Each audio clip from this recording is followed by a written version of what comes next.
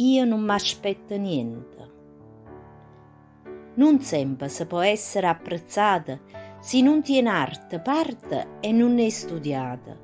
Ma l'arte non si impara sempre in coppie libere, ma è una cosa che ti nasce a rinda.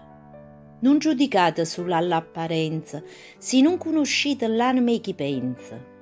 Dottore, professore e letterata, se non tenete amore per quello che facete, potete tenere sorda, ma non siete più felici.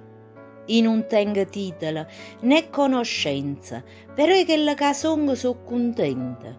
Io non mi aspetto niente da questa vita, forse è per questo che campo felice.